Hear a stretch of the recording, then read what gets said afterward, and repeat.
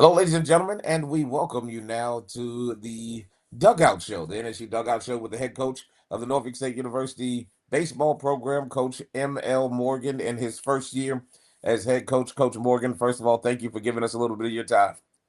Appreciate it. Always good to be on with the voice of the Spartans. Oh man, I'm nobody. Come on, Coach. It's good to have you on board. Let's start where it all began here at Norfolk State University. You had an opportunity over the summer to think about to think about taking this position after the previous coach left. There was a lot on your mind. There was a lot to think about. There's a lot to put into perspective. What made you say yes to Norfolk State? Yeah, man. So for one, just the history of the program, right, from which Coach Miller did, Coach Clark, and what Coach Shoemate were able to do there, man. It's just a program that has some winning history, some tradition there, but also is just kind of scratching the surface of what it can be, in this new level of college baseball, right? I just think, with the transfer portal and being able to get guys, change your team drastically, year over year, makes it enticing. But also just the area, you know what I mean? Like the 757 is a recruiting hotbed for baseball. It's always good baseball players in the area, so we can recruit locally. And then just the momentum of the school itself, right? As a university, but also as an athletic department, just a lot of good things going on at Norfolk State. So I was like, yeah, man, why not? It's a good opportunity. I'm sure that's how the story went too, Coach. I think that one of the things that we look at when you talk about baseball, man, it runs in your blood. It runs in your blood. Your dad has been the head baseball coach at Virginia State. I know it's probably been said to you a million times that what you gonna do? Your dad's a head coach at Virginia State. He's won some championships there. Your brother's actually an assistant coach to your father there. Yeah. It's been it's been a really big baseball rich family. Talk a little about that history of yours in baseball. Yeah, so growing up, just grew up around the game, right? So my dad's been coaching at Virginia State for a long time, so going and watching him, coach there, but also, he played at VCU where I played at as well, so kind of followed his footsteps there. And I coached for a little while, then I got into the scouting, but always, I always thought of myself, getting into coaching and being a head coach at some point, right? Just because that's what I had seen growing up, and my brother also being around it and coaching as well. So it's just a family of baseball. So it's kind of ingrained in us. So of course, at some point, I had to kind of scratch that itch. You talk about a little bit about your story. You mentioned VCU. We're both from the Central Virginia area. You started out at Dinwiddie High School, then moved your way to VCU. VCU, when you were there, won a championship. Yeah. You then moved to the coaching staff, and that was right out of college. That was right out of college. You got that coaching itch early. You were a team captain at VCU. Yeah. Uh, Talk a little about that process of transitioning from a successful playing career because you won a championship at VCU, and then you also coach your way to a championship at VCU. Talk a little bit about that transition to being from a player to a coach and how that worked for you. Yeah, so definitely. So played at VCU under the late Paul Keyes, who was a legendary coach. In college baseball, we won two championships while I was there. My freshman and senior year, we weren't as good those 2 years in between there, but was able to kind of come in on the right note and kind of leave on the right note. But just kind of learning under him and also the assistant coaches that were there. So actually, the pitching coach who at the time when I played there, Sean Stifler, became the head coach once Coach Keyes passed away from cancer, unfortunately. And Coach Stifler gave me the opportunity to come on his staff first as a director of operations for 1 year and then 3 years as assistant coach. And just that, just his belief in me to kind of get the coaching career started was huge for me. But, I've always kind of been like an old soul, so to speak. So that transition from from player to coach was kind of easy for me. So that wasn't the biggest thing. But yeah, just very fortunate to be around really good people, both from when I played, but also when I was coaching at VCU. Those guys who are on that staff now, one of them's the associate head coach at Virginia Tech. One's Coach Stifler is the head coach at Notre Dame. His pitching coach was at VCU with me as well. He's a pitching coach at Notre Dame now. And the other assistant is associate head coach at East Carolina. So just around really good coaches who helped mentor me and kind of set me up on the right path. That coaching tree is crazy. It Yeah. just sounds crazy. Yeah, it's pretty Notre good. Dame, Notre Dame, ECU. You're here, coming from the professional ranks. You were a major league scout for Tampa Bay. Yeah. How did you even get there? And then what made you say, okay, again, besides the itch, college Yeah. is where I need to be?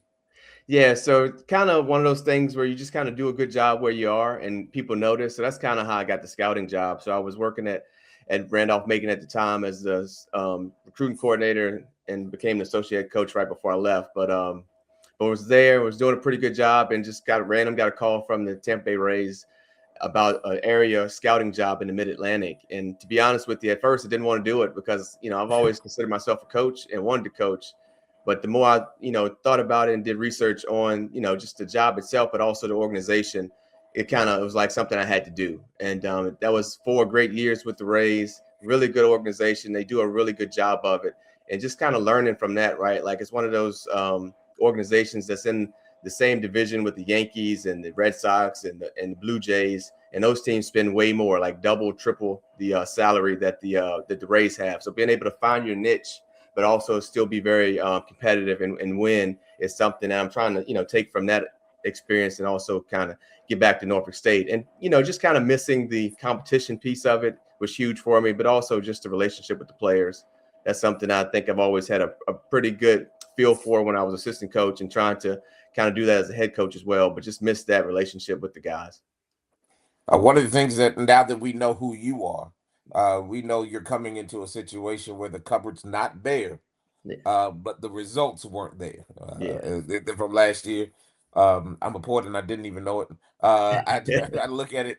I look at it. You have a clean slate to sort of right this ship here at Norfolk State University. And again, Coach Shoemate won the first Division I championship here You at sure did. Norfolk State University. Did a good job of recruiting, but there were some holes and some gaps that we had to fill. Yeah. How have you seen this team grow since you have been here? Because a lot of the faces are going to be the same. A lot of Exactly. the key pieces are going to be the same. Simply because of the world of collegiate athletics. Yeah. How have you seen this team grow, or what have you seen from this team since you've been here? Yeah, so that's the interesting piece about it, right? You're coming off a team that won 4 games, and then most of the team is returning this year. So you would think on the surface that's a bad thing, but it's actually a really good thing. We got really good players. We have good players, talented players. It's just a matter of getting them the mindset in the right place, but also teaching, consistent habits and routines that allow those guys to be successful. But just the hunger, just the buy-in has been great from the guys. And I'm excited for them to be able to showcase what they can do this year, because I'm sure people are looking at numbers from years past, and when they see these guys this year, they're going to be surprised because they just put in really good work. But they've always had the talent. It's just a matter of kind of changing the mindset, and hopefully us as a coaching staff putting them in the right positions to be able to succeed. You talk about that coaching staff. Tag is here. You kept Brent from last year's staff Yes. as a pitching coach. You have a staff that you have sort of curated and sort of cultivated to really help these young men get from point A to point B. Like you have everything. You have the baseball knowledge. You have Yeah. young, and you have some. I'm not going to say Tag is old, but you have some seasoned Some seasoning. Yeah. experience when it comes to Coach Montague. So talk a little about your coaching staff as well. Yeah, so that was kind of always one of those things I thought about, as you're kind of going through it when you become a head coach, of kind of how to build a staff. And each year is different, each situation is different, right? And just when I got here at Norfolk State, I thought it was important to have somebody who was around the program before and kind of knew how the conference worked. So that's kind of where Brett came into play. Brett has been here in the past as a pitching coach. I think this year he's got a little bit more autonomy to be able to do some things with the pitching staff. And I think that's kind of one, excited him, but also excited our guys, right? I think they have a really good relationship with him, and they understanding that he has, the autonomy over the pitching staff has only allowed that connection to get better. So that's been great. And he's also has really good knowledge of the NEC, which is important, but also Norfolk State University, which was important to me. And then Tag is a guy who I've known for a long time, and being a first-year head coach and knowing a lot of the other things that come along with that administratively and things like that. Would love to have somebody on staff who's been around a lot of baseball, right? And Tag's probably coached at almost every school in the state of Virginia and others. And so anything that we'll see this year and moving forward, he's already seen. So nothing will be new to him. And just a guy who I can, bounce ideas off of, but has a ton of knowledge and experience is important. And then also have another assistant coach as well, who's Brad Stevenson, who's our third assistant, and he's an alum of the program, played at Norfolk State, graduated from there. So again, a guy who wanted to help the program out. I thought it was important too to also have an alumni of the program. So it's always, very, strategic in how you build a staff, and of course that could change from year to year. But I thought in his first year that staff was kind of what we needed to get going.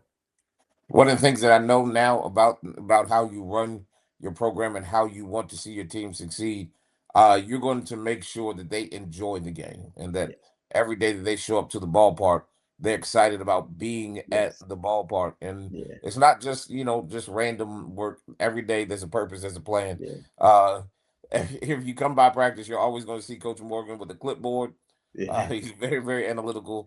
yeah, He's going to make sure that his guys get what they need and they know what they need. Talk a little bit yeah, about as we begin to wind things down, a little about yeah. your philosophy and what you expect from your team, not only early in the season but when you get to the NEC. Yeah, for sure. So that's the big thing, right? Just trying to give guys, the resource they can to be successful, but also making sure they know exactly what their role is and exactly what we expect out of them. And when we do that, it's easy for those guys to buy into it and kind of, fulfill that role. So, from a standpoint of our philosophy overall, we want to be really aggressive offensively. We want to be multi-dynamic, be able to hit home runs, hit doubles, but also be able to get walks, steal bases, those sorts of things. Be able to win a game 3-1, but also be able to win a 10-9 game if needed. On the mound, you want to be as efficient as possible, throw a ton of strikes, right? I think that's the name of the game.